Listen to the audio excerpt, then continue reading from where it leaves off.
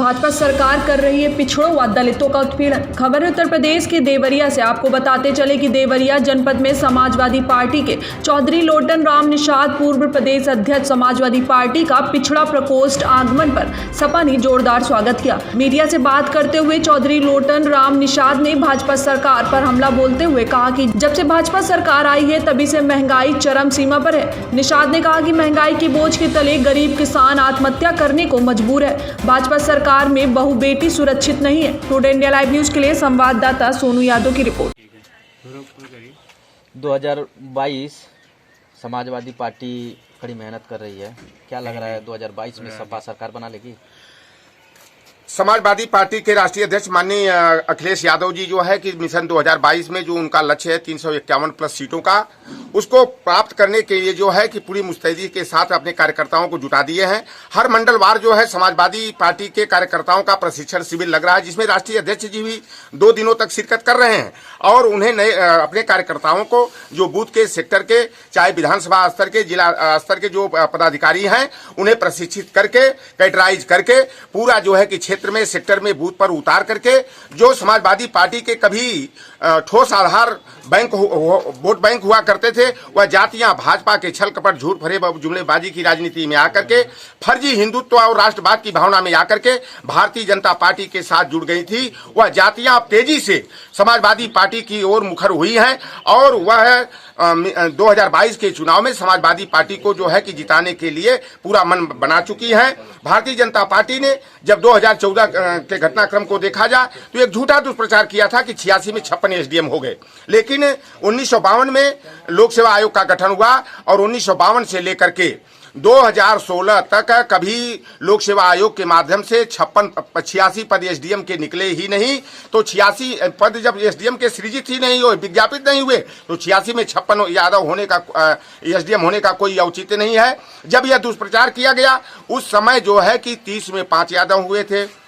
लोक सेवा आयोग के अध्यक्ष डॉक्टर अनिल यादव जी थे, वह हमारे नायक थे, सामाजिक न्याय के योद्धा थे, लेकिन भारतीय जनता पार्टी और संघ के लोगों ने लोक सेवा आयोग पर कीचड़ और गोबर फेंका। लोक सेवा आयोग को यादव सेवा आयोग लिख दिया और अनिल यादव पर जो है कि ओछी टिप्पणी करते हुए कहा कि यह गाय भैंस चराने वाला है, यह 8 फेल है। जबकि डॉक्टर अनिल यादव जी जो है गवर्नमेंट डिग्री कॉलेज में हेड ऑफ डिपार्टमेंट थे और 86 में 56 यादव का ऐसा मीडिया ट्रायल कराया, ऐसा प्रोपगंडा संघ और भाजपा वालों ने कराया कि जो यादव पिछड़ों का, दलितों का, वंचितों का, उपेक्षितों का, गरीब गुरबा समाज का नायक होता था, सामंतवादियों के खिलाफ जो है उनके आबरू की रक्षा के लिए लाठी डंडा लेकर के तैयार हुआ, सामाजिक न्याय की लड़ाई को नई धार दिया। यादव समाज ने जो है कि सम्मान से कुर्सी पर बैठने का, उठने का हक हिस्सा दिलाया। उस यादव समाज को भारतीय जनता पार्टी वालों ने झूठा दुष्प्रचार करके नायक से खलनायक बना दिया और यह प्रचार किया कि जितनी भी सरकारी योजनाएं हैं, सारी सरकारी नौकरियां केवल यादव समाज के लोग और बची खुची जो है आजम खां की मुसलमान बिरादरी ले जा रही है। हर मामले को ईद और दिवाली, हिंदू और मुसलमान, भारत और पाकिस्तान और कब्रिस्तान और शमशान का मुद्दा उछाल करके हमारे अति पिछड़े वर्ग के लोग लोहार कुहार सुनार तेली तमोली बरई बारी मलाह हो, केवट हो, राजभर हो, चौहान हो, कानू हो, भुर्जी हो, कुर्मी हो, काछी हो, लोधी हो, इन जातियों को भ्रमित भारतीय जनता पार्टी ने भ्रमित करने का काम किया। लेकिन भारतीय जनता पार्टी जो मंडल कमीशन की विरोधी है, जो आरक्षण की विरोधी है, जिस आरएसएस का जन्म ही सामाजिक न्याय के विरोध में हुआ है, वह मंडल विरोधी भारतीय जनता पार्टी कभी पिछड़ों की हितैषी हो नहीं सकती। इसलिए क्योंकि मंडल कमीशन नहीं लागू होता तो कमंडल की राजनीति नहीं शुरू होती। अब हम लोगों का ये प्रयास है कि कमंडल को हटाने के लिए मंडलवाद को आगे बढ़ाना है, अंबेडकरवाद को आगे बढ़ाना है, सामाजिक न्याय की बुनियाद को मजबूती देने के लिए सामाजिक न्याय को धार को नया तेवर देने की जरूरत है। के बारे में आप क्या कहना चाहेंगे?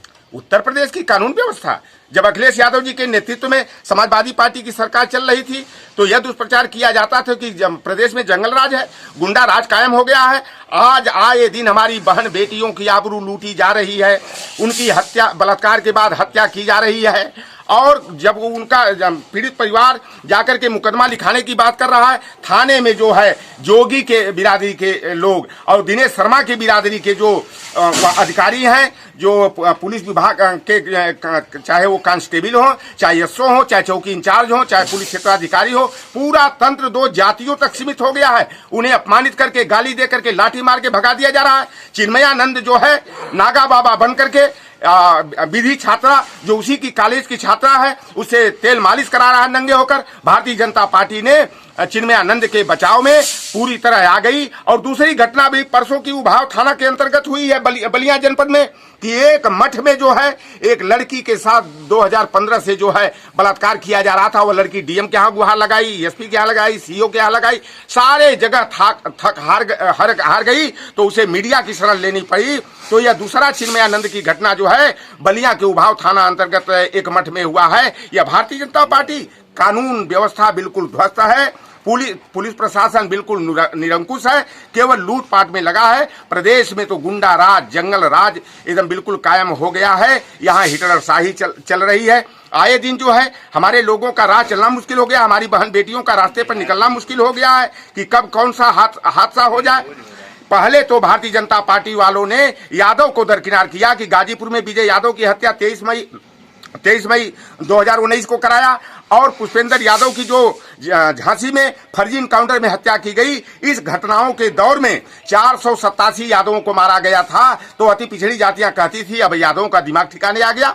यादव को दरकिनार करने के बाद, क्योंकि यादव समाज पिल्लर हुआ करता था, सामंतों से मुकाबला लाठी डंडा लेकर के हो, चाहे जिस स्तर पर करना हो, यादव समाज करता था। यादव को हटाने के बाद इलाहाबाद में जो है पिंटू पटेल, आशीष पटेल को दौड़ाकर भाजपा वालों ने गोली मार दिया। यही आपका देवरिया है, आपके सामने की यह घटना है कि यहाँ हमारे 2 निषादों की हत्या की गई। गोरखपुर में जो है 12 निषादों की हत्या हुई है 1 साल के अंदर। पिछले दौरे में मैं द्वार करने, पुछार करने भी गया था। डॉक्टर बुद्धलाल साके की जो है कि थाने में इतना प्रताड़ित किया गया, इतनी पिटाई की गई कि बदायूं में वह मौत के घाट उतार दिए गए। 2 कुशवाहा बिरादरी के लखीमपुर खीरी में चाचा और भतीजों को भाजपा के लोगों ने पीट करके मार डाला।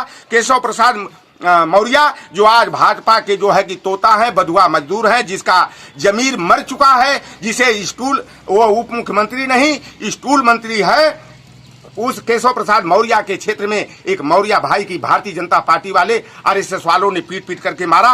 प्रतापगढ़ के पट्टी क्षेत्र में भारतीय जनता पार्टी जो राजेंद्र सिंह उर्फ मोती सिंह है, जो मंत्री है, उसके इशारे पर हमारे पटेल बिरादरी के घर में घुस करके मारा गया। बहन बेटियों का ब्लाउज तक फाड़ दिया गया, अधनंगा करके मारा गया। और यही आजमगढ़ में जो है मुकेश राजभर की जो है फर्जी इनकाउंटर में हत्या की गई। हमारे पाल भाई की हत्या जो है यही बलिया जनपद में की गई। तो यह भारतीय जनता पार्टी जो है पहले तो नफरत की राजनीति किया, अब यह दहशत की राजनीति कर रही है। और जब कोई विपक्षी पार्टी का, समाजवादी पार्टी का कार्यकर्ता न्याय की बात कर रहा है, हक हिस्से की बात के लिए आंदोलन, धरना, प्रदर्शन कर रहा है, तो फर्जी मुकदमे कायम करके उनको जेल में डालने का काम किया जा रहा है, उन्हें डराने धमकाने का काम किया जा रहा है। लेकिन समाजवादी पार्टी जो है इस फर्जी मुकदमे से डरने वाली नहीं है, जेल जाने से डरने वाली नहीं है, क्योंकि समाजवादी पार्टी का एक कार्यकर्ता जो वह जज्बाती है, जो सामाजिक न्याय के लिए, समाजवाद की बुनियाद को मजबूत करने के लिए उत्तर प्रदेश से योगी को हटा करके अखिलेश यादव को मुख्यमंत्री बनाने के लिए बिल्कुल चुनाव का इंतजार कर रहा है। और 2022 के चुनाव में भाजपा को लटक करके, झटक करके, पटक करके सत्ता से बाहर करना है, अखिलेश यादव को मुख्यमंत्री बनाना है। जो पिछड़ों दलितों के आरक्षण का पर कुठाराघात किया जा रहा है, उनके लिए शुल्क प्रतिपूर्ति छात्रवृत्ति की योजना है, उसे बंद करके हमारे पिछड़े दलित वंचित वर्ग के बेटे और बेटियों को पढ़ने से रोका जा रहा है, और नौकरियां छीनी जा रही हैं। संविदा के आधार पर लेटरल एंट्री के माध्यम से नियुक्ति करके जो आरक्षण पर कुठाराघात किया जा रहा है। योगी आदित्यनाथ कहते हैं सेकुलरिज्म शब्द देश के लिए खतरा है। भारत जो है अनेकता में एकता, भारतीय संस्कृति की यह विशेषता है, अनेकता में एकता की है। यह विभिन्न जाति, धर्म, वर्ग, संप्रदाय के लोग अलग अलग फूल की तरह हैं, लेकिन जब एक साथ जुटते हैं तो एक सुंदर गुलदस्ते का रूप धारण कर लेते हैं। लेकिन यह योगी आदित्यनाथ धर्मनिरपेक्षता को देश के लिए खतरा बताते हैं। यह योगी आदित्यनाथ के मानसिक दिवालियेपन का द्योतक है। भी राजनीति की जा रही है जी, अब तो लाल टोपी पे भी राजनीति की जा रही है। टोपी ये समाजवादियों की, सामाजिक न्याय के योद्धाओं की पहचान है। सामाजिक न्याय के लिए, गरीब गुरबा किसान के लिए, मजदूर के लिए, अकलियत पसमानदा के लिए लड़ाई लड़ने वालों, क्रांतिकारियों की यह पहचान है। और टोपी पे ये योगी आदित्यनाथ, अरे अपने नेताओं से पूछो, क्या ये भी तो चले जाते हैं लोग कहीं वो सेवई खाने के लिए, तो अपनी टोपी नहीं देखते हैं? योगी आदित्यनाथ लाल की टोपी लगाए थे तो आप लोग नहीं देखे थे क्या? तो ये लोग टोपी, ये समाजवादियों से घबरा रहे हैं। इनका ब्लड प्रेशर बढ़ गया है कि अब तो हमारी दाल गलने वाली नहीं है। अब बहुत हमने कर लिया छल कपट की, झूठ फरेब की, जुमलेबाजी की राजनीति, हमने नफरत की राजनीति कर लिया। अब इनकी नफरत की राजनीति खत्म होगी, सामाजिक सौहार्द कायम होगा। जो पिछड़े दलित वंचित समाज के लोग जो भाजपा के बहकावे में गए थे, अब समाजवादी पार्टी के साथ तेजी से जुट रहे हैं। और हम लोग 2022 के चुनाव में पूरी तरह से प्रचंड बहुमत के साथ अखिलेश यादव जी के नेतृत्व में समाजवादी पार्टी की सरकार बनाएंगे। धन्यवाद सर।